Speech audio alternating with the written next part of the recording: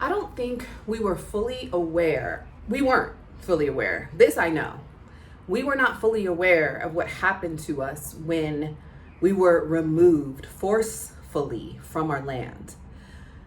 Being connected to the land you come from is not only economically important, socially important, but spiritually, it's important. And when Africans were forcefully removed from their land, not only to work on plantations in foreign land, but pulled apart from their land here on the continent of Africa, things changed for us.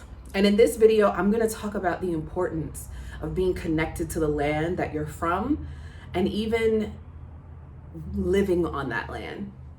Welcome to the channel. My name is Ashley. On this channel, Ashley in Africa, I talk about living and doing business here on the continent. I'm also the founder of the Africa Investors Academy, which is a global community of entrepreneurs doing business all over the world with location freedom so that they can eventually come to the continent, build their businesses to intentionally impact the continent of Africa. So if this is the type of content that you're into, if you find value in it, please like it, share it with someone else who you think would be inspired and informed by it.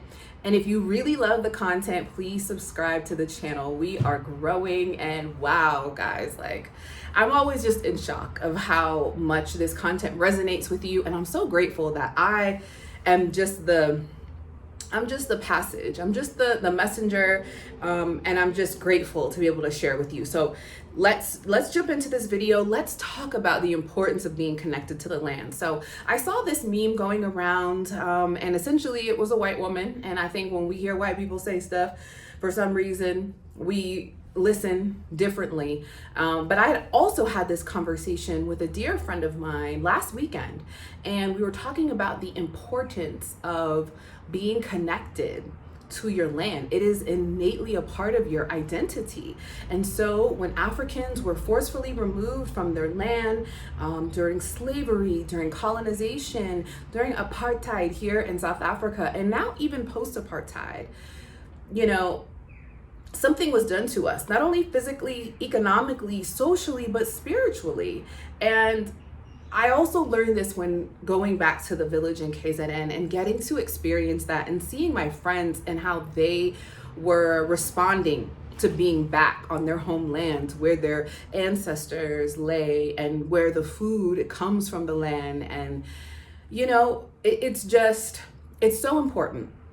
And we don't understand that, I think, in the West, because we have now been taught to accumulate things, right? So no longer is it important to be of the land, to reconnect to the land.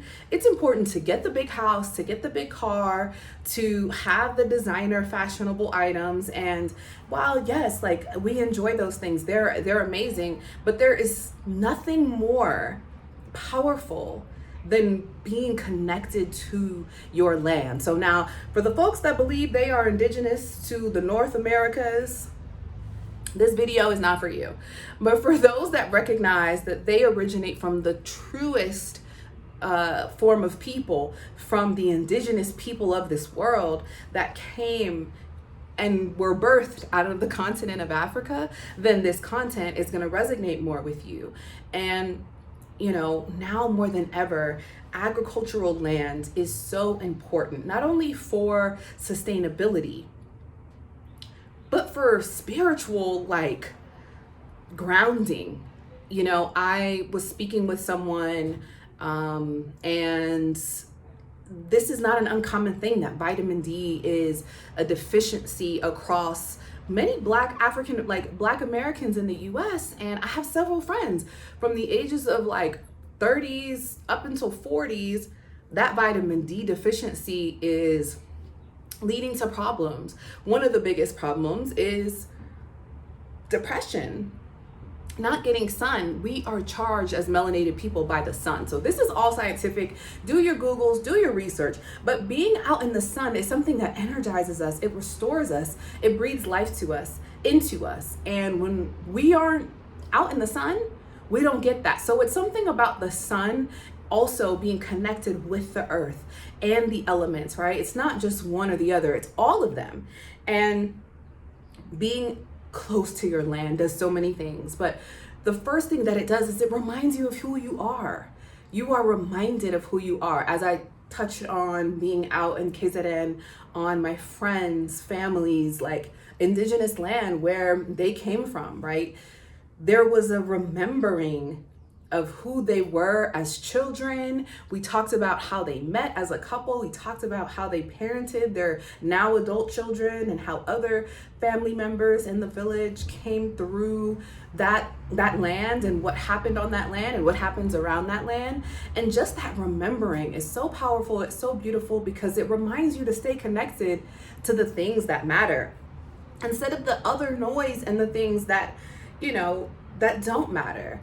And I was dancing earlier to some tunes, right? And we're so, for many of us, distracted by what's happening.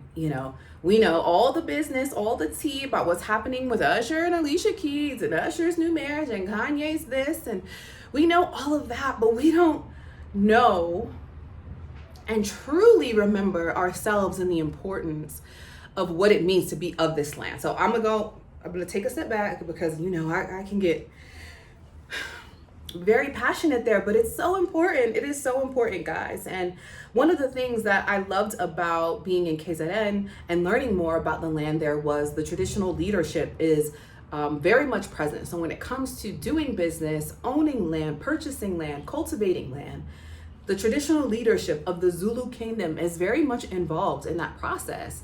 And it showed the community aspect of living, right? Like land as ownership of land is a very Western concept because as African people, we never needed to own the land because the land constantly gave us and fed us and we constantly restored and poured back into the land. But, now that we're where we are in this day and age, we do desire to have a little piece of the something. And I encourage it. I encourage where it is available to do so, do so. Get on some land, get your feet into the ground, your hands into the ground, cultivate the land, grow food.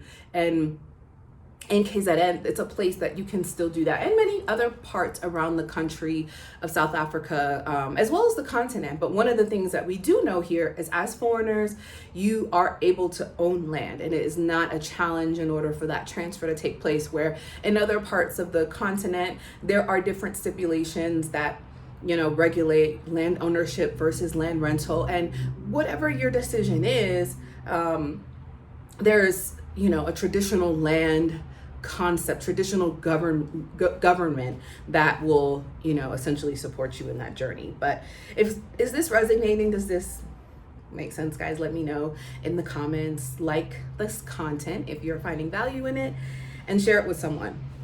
Okay.